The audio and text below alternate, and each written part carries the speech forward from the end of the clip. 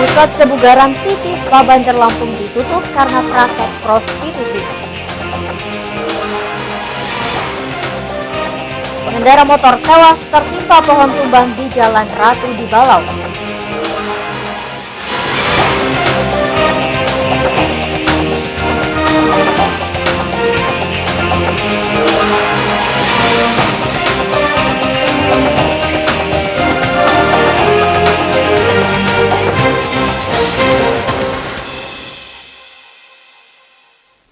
Assalamualaikum warahmatullahi wabarakatuh.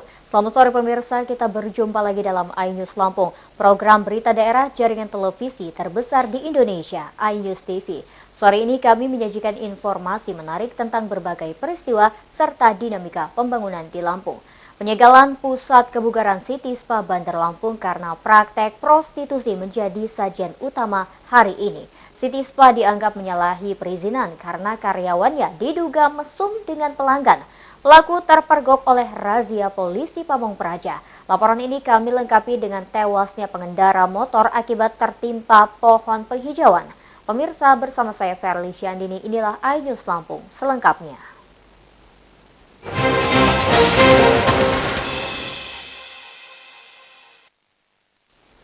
Pemerintah Kota Bandar Lampung menutup City Spa di Jalan Pangeran Diponegoro Jumat pagi. Penutupan ini merupakan sanksi atas praktek prostitusi Kamis kemarin. Polisi Pamong Praja menangkap basah dua pasangan sedang mesum.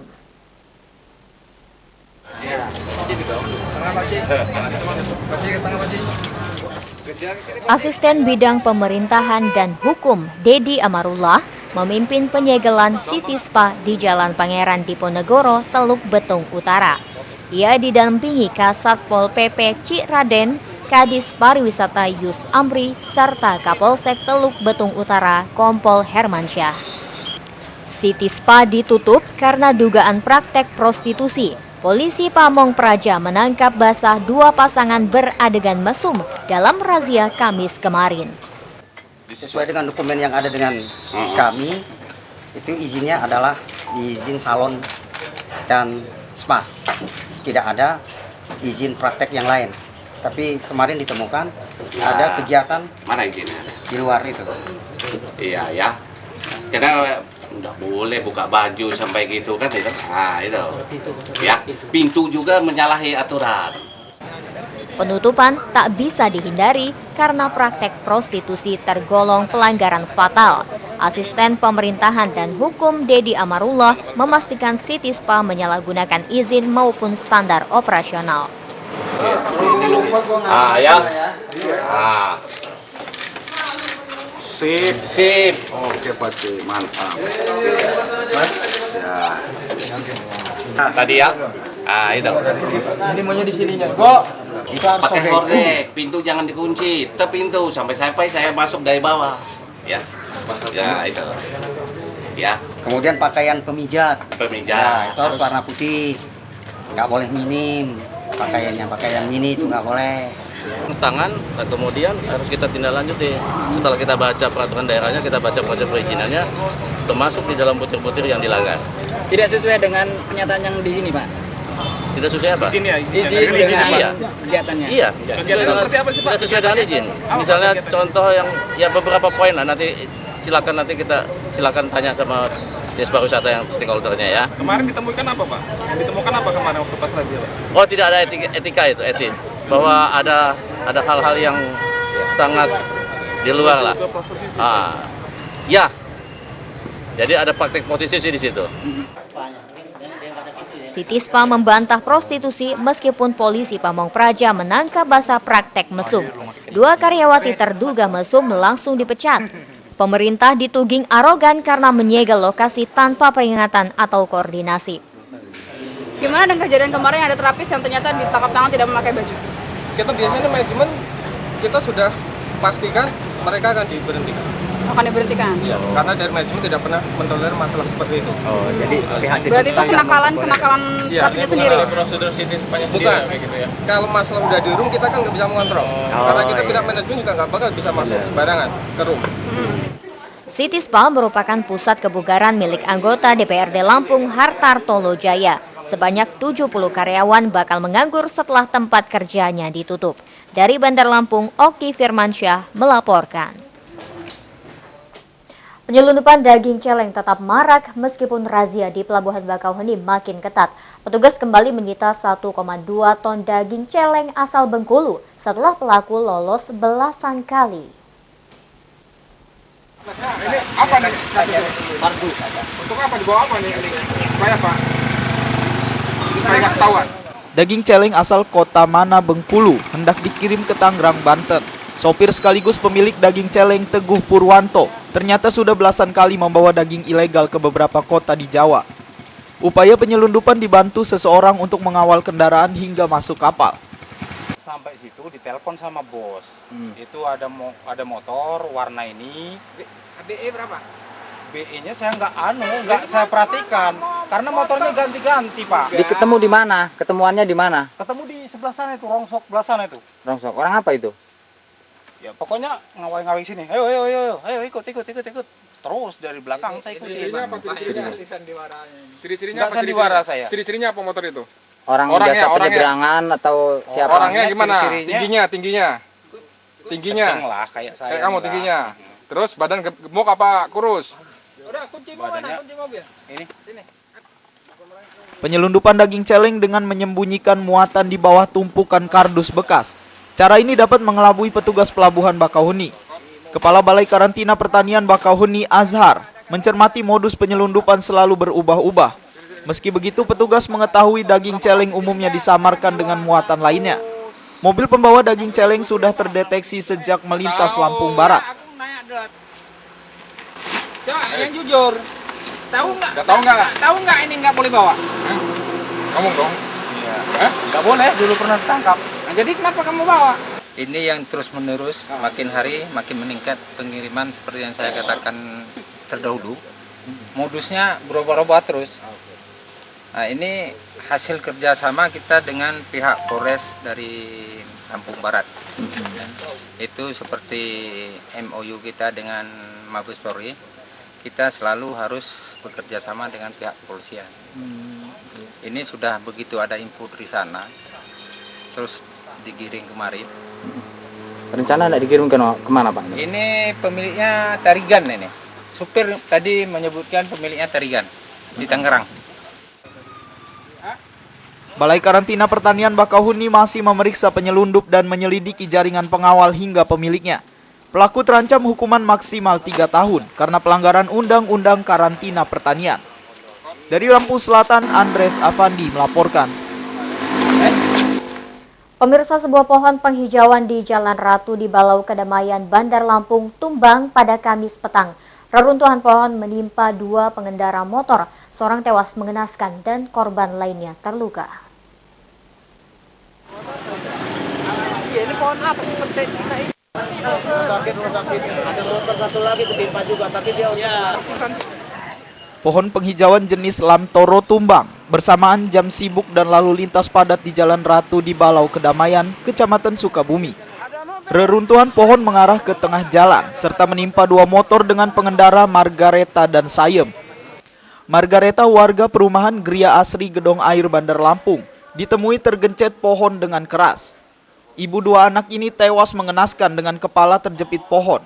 Saksi mata menyatakan pohon Lamtoro tiba-tiba tumbang karena akarnya tercabut akibat penggalian drainase. 2 motor, yang satu ibu-ibu perempuan lewat pas pohon tumbang itu. Ya pas palanya doang yang kena. Dari arah mana, Pak? Dari arah Pasar Tugu, arah Bumi Asri. Jadi 2 motor, Pak ya? 2 motor tapi lainan orang, Pak. Lain orang. Yang satu orang Tanjung Baru yang luka mulutnya ini orang Tanjung Baru. Emang tapi yang kondisinya gimana sih, Pak? Tadi angin kenceng apa gimana, Pak? Ya biasa-biasa aja, memang posisi pohon ini sudah akarnya habis digali. Pohon Lamtoro habis digali, bagian ini tidak dibaca ngangkat. Akarnya ngangkat tergantung gitu kan. Kondisinya gimana sih, Pak? Tadi, Pak, korban, Pak? Korban kalau badan nggak luka, yang kepalanya itu hancur, itu kepalanya ketimpa pohon persis. Jenazah dievakuasi ke Rumah Sakit Umum Abdul Muluk. Suami dan anaknya begitu terpukul begitu melihat Margareta terbujur kaku. Sementara korban luka Sayem, warga Tanjung Baru Kedamaian, dirawat Rumah Sakit Geraha Husada. Perempuan ini terluka wajah akibat sabetan ranting. Dari Bandar Lampung, Andres Avandi melaporkan. Kasus demam berdarah di Lampung Utara meledak dari 54 menjadi 174 penderita.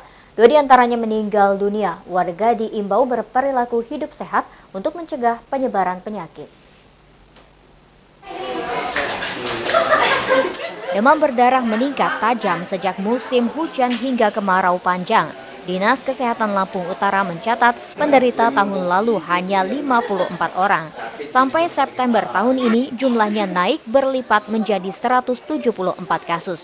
Penderita demam berdarah masih banyak karena warga enggan menutup bak atau penampungan air. Genangan ini jadi sarang nyamuk penyebar penyakit. 2 dari 174 penderita demam berdarah meninggal dunia. Kasih Penanggulangan Penyakit Dinas Kesehatan Lampung Utara, Yusuf, mengimbau warga berperilaku hidup sehat sebagai pencegahan wabah. Jadi penyakit demam berdarah pada tahun 2014 kita seluruhnya hanya ada 54 kasus. Kemudian pada tahun 2015 ini terjadi peningkatan kasus sampai dengan 174. Ini kondisi sampai dengan bulan September tahun 2015. Artinya masih bisa meningkat karena kita posisi masih pada bulan September dan kondisi masih musim kemarau. Padahal musim penghujan nanti penyakit demam berdarah akan diprediksikan meningkat.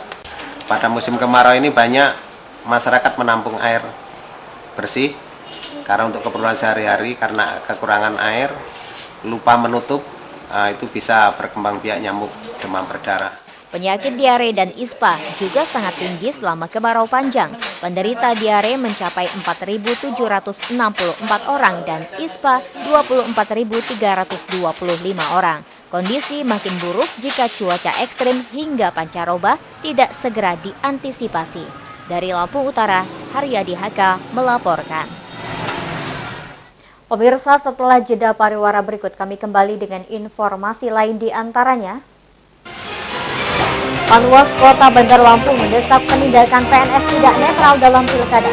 Ainus Lampung segera kembali.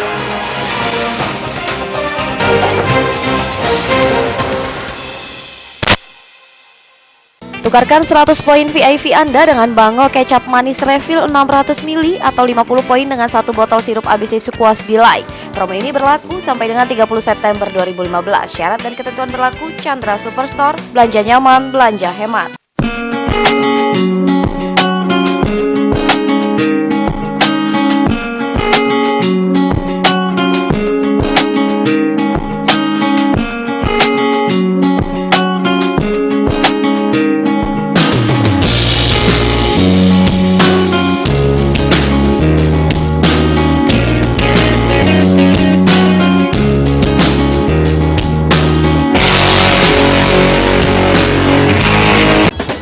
Saya tonton iNews TV. Kirimkan foto kreatif narsismu bersama program favoritmu di iNews TV. Dapatkan total hadiah 20 motor. Kirimkan ke #SayaTonton iNews TV. Halo 16 Lovers, ALTV 16 kini telah sampai ke tahap selanjutnya. Dan telah terpilih 16 nama untuk menjadi nominasi peserta yang akan menjadi host program musik di iNews TV Lampung. Ikuti dan saksikan terus aksi mereka di ALTV 16 setiap Sabtu dan Minggu pukul 15.30 waktu Indonesia Barat. Hanya di iNews TV Lampung, inspiring and informative.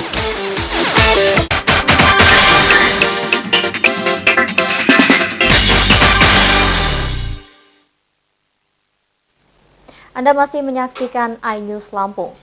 Pemirsa, oknum PNS akan ditindak jika menyalahi aturan. Berikut laporannya.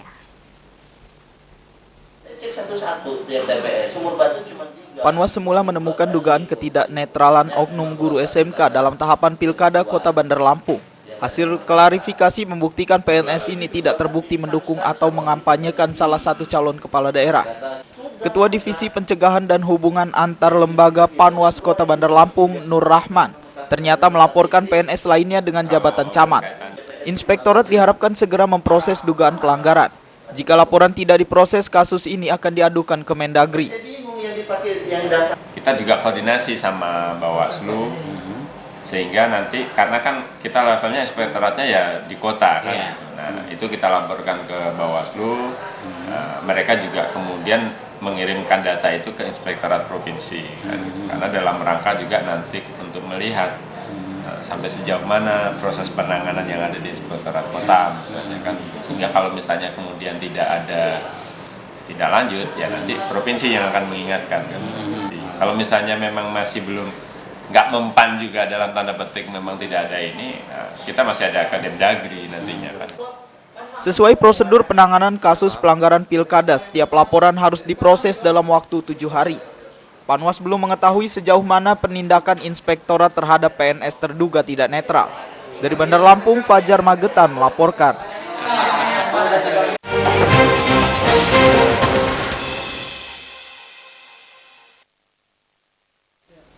Ratusan penderita katarak menjalani operasi gratis di Rumah Sakit Umum Sukadana, Lampung Timur. Pengobatan penyakit kebutaan ini melibatkan rumah sakit, perdami, dan swasta.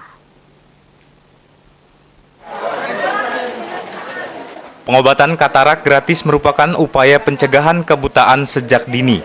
Rumah Sakit Umum Sukadana bersama Persatuan Dokter Mata Indonesia, Perdami, dan swasta menggelar operasi selama 2 hari. Sebanyak 165 pasien antri sejak pagi. Peserta didominasi kelompok lansia. Kegiatan sosial operasi katarak dihadiri pejabat Bupati Lampung Timur Tauhidi serta penanggung jawab Perdami Dr. Bangkit Damayanti. Tauhidi berharap operasi katarak berlangsung rutin agar angka katarak turun. Karena ini langsung dirasakan masyarakat, bagaimana masyarakat yang selama ini menderita katarak, penglihatannya bahkan bukan hanya kurang, karena kadang-kadang ada yang tidak melihat sama sekali. Nah, dengan operasi katarak ini dia bisa jadi melihat. Ini suatu kegiatan yang mulia, maka saya menyambut positif dan berterima kasih banyak dengan semua pihak, terutama Direktur Rumah Sakit Sukadana, kemudian penyandang dana sebagai dana BCA Bank Sentral Asia, juga tentu tim dokter dari Perhimpunan Dokter Spesialis Mata yang ada di Jakarta. Direktur Rumah Sakit Umum Daerah Sukadana Dr. Nanang Salman Saleh mengagendakan penanganan ratusan penderita katarak selesai dalam 2 hari. Rumah sakit sangat peduli terhadap kesehatan masyarakat. Insya Allah, acara operasi katarak ini dilaksanakan untuk seluruh pasien penderita katarak di wilayah Kabupaten Lampung Timur. Jadi hari ini dilakukan operasi sampai nanti malam atau sampai besok pagi dengan jumlah pasien yang terdaftar dari Dinas Kesehatan sebanyak 160 orang. Penderita katarak di Lampung Timur cukup banyak. Angka kebutaan secara nasional mencapai 1,47% pada tahun 90-an. Angka kini turun jauh menjadi 0,6% pada tahun 2013. Dari Lampung Timur, Juri Susanto melaporkan. Ya pemirsa, setelah pesan-pesan berikut ini kami kembali dengan informasi lain di antaranya. Gedung SD Bandar Dalam pesisir barat bobrok selama belasan tahun. Ikuti informasinya bersama.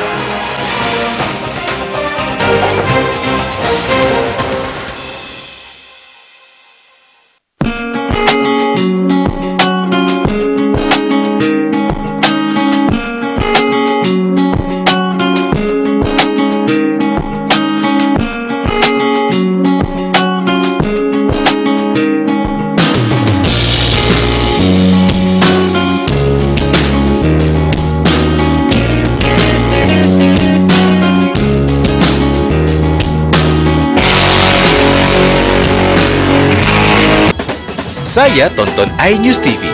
Kirimkan foto kreatif narsismu bersama program favoritmu di iNews TV. Dapatkan total hadiah 20 motor. Kirimkan ke #SayaTonton iNews TV. Kehadiran mereka selalu ditunggu. Keseruan yang selalu mereka ciptakan di Lampung. Ini Lampung ya. Ini Lampung Yai, setiap Sabtu dan Minggu pukul 16.30 waktu Indonesia Barat. Hanya di iNews TV Lampung, inspiring and informative. Saya tonton iNews TV. Kirimkan foto kreatif narsismu bersama program favoritmu di iNews TV. Dapatkan total hadiah 20 motor. Kirimkan ke #SayaTonton iNews TV. Waspadalah, kejahatan bisa terjadi kapan dan di mana saja.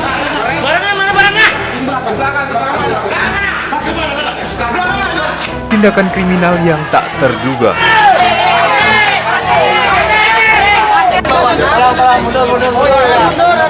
Cegah, tangkal, cekal, hadir setiap Senin hingga Jumat pukul 15 waktu Indonesia Barat, hanya di iNews TV Lampung, inspiring and informative.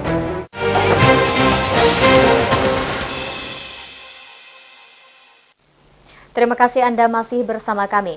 Gedung SD Negeri 1 Bandar Dalam, Kabupaten Pesisir Barat rusak sejak tahun 2003.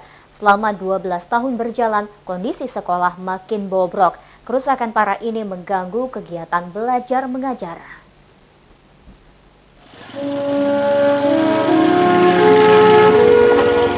Gedung SD Negeri 1 Bandar Dalam, Kecamatan Bangkunat Belimbing, Kabupaten Pesisir Barat dalam kondisi darurat. Konstruksi semi permanen rapuh dan jebol di sana-sini. Lantai semen berantakan dan berubah tanah. Dinding pun mengelupas serta pintu hingga kaca jendela bolong-bolong. Sebagian kerusakan ditambal seadanya. Sarana belajar tidak lebih baik. Bangku siswa maupun meja kursi guru juga lapuk. Suasana belajar mengajar begitu terganggu. Suara bising atau pelajaran kelas lain begitu nyaring. Masuknya air hujan lewat atap bocor atau hembusan angin memperburuk kondisi kelas. Belajar mengajar tetap berlangsung dalam kondisi darurat selama belasan tahun. Salah satu guru honor berharap pemerintah merenovasi gedung demi masa depan pendidikan di kawasan pelosok. Kondisi kayak gini udah bertahan berapa lama, Pak? Sudah udah lama lah, nggak ingat lagi lah, udah lama itu Pak. Saking lamanya iya, nggak ingat lagi. Apa pengaruhnya pada proses belajar mengajar Pak? Bisa dijelasin apa? Dengan buruknya sarana prasarana ini gitu, pengaruhnya buat proses belajar itu apa? Ya banyak sekali sih Pak pengaruh negatifnya sebetulnya. Ya kadang-kadang itu kan, ya umpamanya kelas ini kita isi, umpamanya ada kelas yang lainnya berhalangan gurunya. Sepertinya mengganggu sekali dikarenakan adanya ya namanya suara-suara yang tembus itu ke ruangan-ruangan lain itu sangat mengganggu. Guru maupun siswa mengkhawatirkan gedung ambruk. Situasi terburuk ini mengancam karena konstruksi makin rapuh. Faktor alam seperti angin kencang juga membahayakan bangunan lapuk. Dari Pesisir Barat, Enrico Ngantung melaporkan.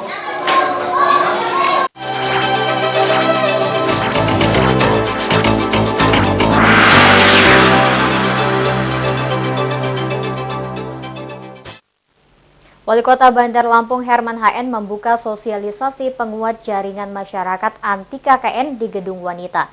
Sosialisasi ini menyertakan 300 pejabat seluruh satuan kerja. Sosialisasi penguat jaringan masyarakat anti KKN diselenggarakan oleh Kejaksaan Tinggi Lampung. Acara ini bertema membangun masyarakat berpengetahuan hukum dan deteksi dini korupsi. Sebanyak 300 pejabat Pemkot menjadi peserta. Sosialisasi hukum tentang korupsi mendorong ketertiban administrasi dan keuangan. Langkah ini mewujudkan komitmen pemerintah dalam pemberantasan korupsi. Wali Kota Herman HN berharap pejabat Pemkot memahami bahaya atau risiko korupsi, kolusi, serta nepotisme. Sosialisasi masalah hukum ya, bagaimana pemerintah daerah ini harus melaksanakan tugas dengan baik, tertib aturan. Ya. Kejaksaan Tinggi Lampung bersama Pak Kajari, bagaimana supaya administrasi keuangan, pelaksanaan tender, pelaksanaan semua kegiatan sesuai dengan aturan perundang-undangan yang berlaku. Dari Bandar Lampung, Oki Firmansyah melaporkan. Ya pemirsa, Wihara Amurwa Bumi Gara Teluk Betung Timur membagikan 2.000 paket sembako kepada warga 3 kelurahan. Bantuan ini dapat meringankan beban masyarakat. Pembagian sembako dihadiri Wali Kota Herman HN. Bantuan 2.000 paket sembako kepada warga kurang mampu di Teluk Betung Timur, masing-masing berisi beras, minyak, gula, dan mie instan. Sembako langsung dibagikan oleh Ketua Vihara Suhu Riki dan Wali Kota Herman HN. Wali kota menghargai kepedulian jemaah vihara dalam memerhatikan nasib warga kurang mampu. Bantuan sembako bakal meringankan beban kaum duafa. Bantuan seperti ini bisa ditiru para pengusaha. Agar semua, artinya pengusaha-pengusaha membantu rakyat yang tingkat bawah. Suhu saja membantu, artinya bagaimana mengurangi krisis di kota Bandar Lampung ini, sehingga banyak pengusaha akan peduli dengan rakyat-rakyat yang kecil. Sejumlah pihak mencurigai bantuan sembako bermuatan politis. Herman Hain menegaskan para pengusaha ikhlas memberi sumbangan kepada masyarakat. Penegasan ini menepis dugaan sembako jadi ajang kampanye. Dari Bandar Lampung, Oki Firmansyah melaporkan. Ya, pemirsa, warga Gang Citra Kelurahan Yosodadi Metro Timur memprotes pembangunan irigasi terlalu dekat dengan permukiman. Proyek ini menimbulkan kebisingan serta polusi. Informasi tersebut sekaligus mengakhiri iNews Lampung hari ini. Saya Ferlisi Andini dan kru yang bertugas undur diri. Terima kasih atas perhatian Anda. Wassalamualaikum warahmatullahi wabarakatuh. Sampai jumpa.